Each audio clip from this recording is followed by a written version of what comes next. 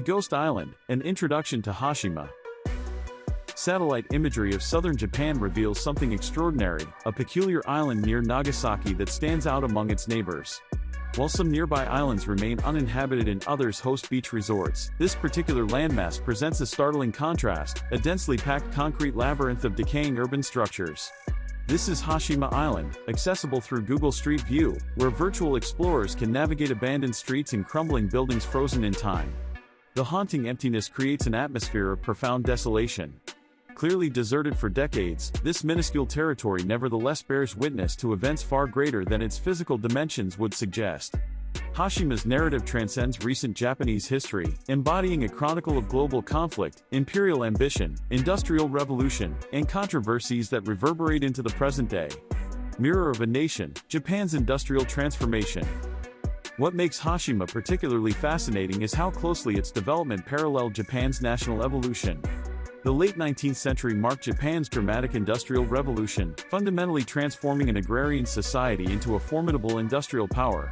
This metamorphosis encompassed the construction of nationwide railway networks, the establishment of factories and shipyards, and an insatiable demand for energy resources to power this rapid modernization. This industrial hunger led to the development of mines throughout the country, including the underwater coal deposits discovered beneath Hashima's rocky shores. The burgeoning Mitsubishi Corporation recognized the island's potential and acquired it entirely for coal extraction operations, primarily to fuel their expanding steamship fleet. Japan's coal production statistics reflected this explosive growth trajectory. From a modest 208,000 tons in 1874, output surged to 3 million tons by 1890 and reached an astonishing 31 million tons by 1919. Hashima's mining operations expanded in lockstep with these national trends, becoming a microcosm of Japan's industrial ambitions. Expanding boundaries, the artificial battleship. As mining operations intensified in the early 20th century, Mitsubishi faced dual challenges, accommodating more workers and creating additional operational space on the naturally limited island. Their innovative solution involved expanding Hashima itself through land reclamation, using slag byproducts from coal extraction to artificially enlarge the island's footprint. To protect these vulnerable reclaimed areas from the region's violent typhoons and powerful ocean waves, engineers constructed a formidable concrete seawall encircling the island. This massive protective barrier served its practical purpose while simultaneously giving the island its distinctive silhouette. The newly created flatlands primarily housed mining infrastructure, while residential areas occupied the original rocky northern terrain. This territorial expansion mirrored contemporary Japanese imperial ambitions. Just as Hashima extended its physical boundaries, Japan pursued territorial expansion across Asia, occupying parts of Sakhalin Island and imposing colonial rule over Korea in its quest for resources and regional influence. Space utilization on Hashima reflected remarkable efficiency. Rather than dedicating precious land to agriculture, all food and freshwater were imported from mainland Japan. Every square meter not dedicated to mining operations was repurposed for residential structures and community facilities, a school, hospital, retail establishments, cinema, and even a pachinko parlor where miners could gamble during their limited leisure time. Gunkanjima emerges, the fortress at sea. Hashima's continual expansion through artificial land reclamation and the construction of dense concrete structures gradually shaped its iconic profile. Viewed from a distance, the island increasingly resembled a massive warship anchored permanently at sea. This distinctive appearance earned it the nickname Gunkanjima, a moniker that perfectly captured its imposing silhouette against the horizon. By the 1930s, as Hashima took on the appearance of a military vessel, an increasing number of actual warships began patrolling nearby waters. This wasn't coincidental. Japan had embarked on an aggressive campaign of military expansion.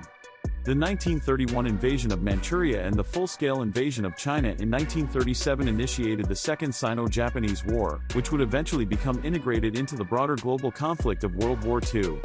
This period of militaristic expansion created unprecedented demand for coal, pushing Hashima to its production zenith in 1941 with an annual output of 410,000 tons. Mitsubishi's industrial complex extended beyond coal mining. The corporation simultaneously produced warships powered by Hashima's coal, along with aircraft and weaponry for Japan's imperial ambitions. The parallel trajectories continued. As Hashima expanded through artificial means, the Japanese Empire extended its territorial control throughout Asia.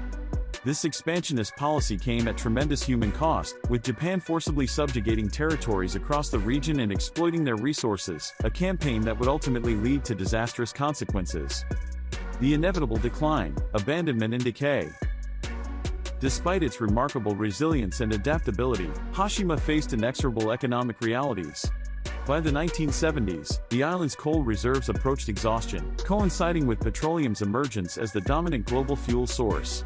These dual factors sealed Hashima's fate. In January 1974, Mitsubishi announced the mine's closure, giving residents and workers just 3 months to evacuate. The final boat departed in April 1974, carrying Hashima's remaining inhabitants to the mainland and leaving behind a fully formed but suddenly abandoned urban landscape. For decades thereafter, Hashima remained officially closed and inaccessible. Mitsubishi retained ownership but had no economic incentive to maintain the structures, leading to their gradual deterioration. What had once been a vibrant community transformed into a decaying ghost town, paradoxically attracting attention from thrill-seekers and dark tourism enthusiasts. Despite official prohibitions, adventurous individuals found ways to access the island, exploring its crumbling edifices despite the considerable dangers. The dark truth revealed: Hashima's hidden history. The answer lies in Hashima's concealed history, aspects that Japanese authorities have consistently attempted to minimize or deny. While the narrative presented thus far contains factual elements, it remains incomplete. Hashima functioned not merely as a coal mine but effectively as a labor prison during crucial periods of its operation. As Japan's imperial expansion intensified, military conscription of Japanese and Korean men created significant workforce shortages in industrial sectors. To address this deficit, men and boys from occupied Korea were forcibly conscripted for labor, including assignments with companies like Mitsubishi. As Japan's conquest of China progressed, Chinese prisoners of war were similarly subjected to forced labor at various industrial facilities, including Hashima's mines. Conditions for these coerced laborers were brutal. Su Jungwoo, who survived his ordeal at Hashima, was forcibly removed from his village at just 14 years old. As he approached the island by boat, the concrete seawall appeared less as protection against natural elements and more as a prison barrier designed to prevent escape. He shared cramped quarters with 6 or 7 other forced laborers in a minimal apartment unit. Working conditions within the mine were excruciating. Temperatures regularly reached 37 degrees Celsius with oppressive humidity. The confined underground spaces forced workers to crouch and crawl through much of their 12-hour shifts. Safety standards were virtually non-existent, with deadly rock slides representing a constant threat. While Jungwoo survived, hundreds of Korean and Chinese prisoners perished during their captivity. Survivors report that those who died during their imprisonment were transported to nearby Nakanoshima Island for cremation.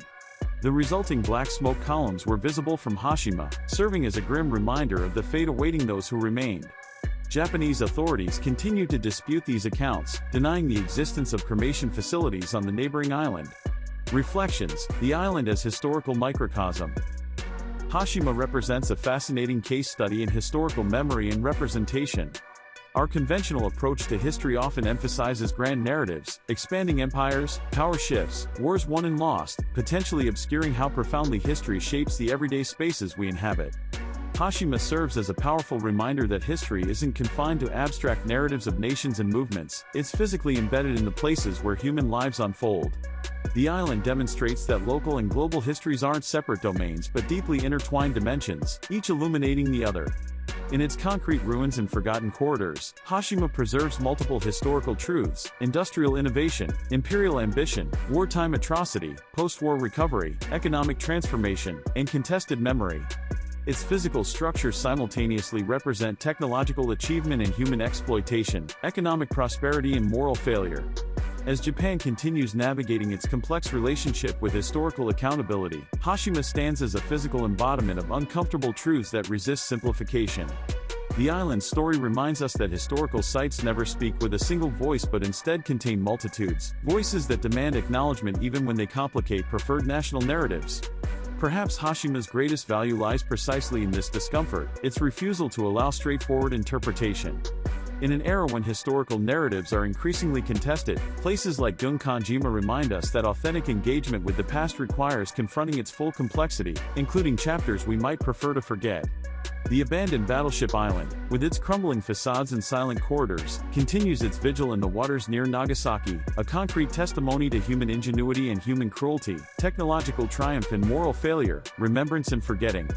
In its paradoxes and contradictions, Hashima offers not simplistic lessons but an invitation to deeper historical understanding, a challenge that resonates far beyond its artificial shores.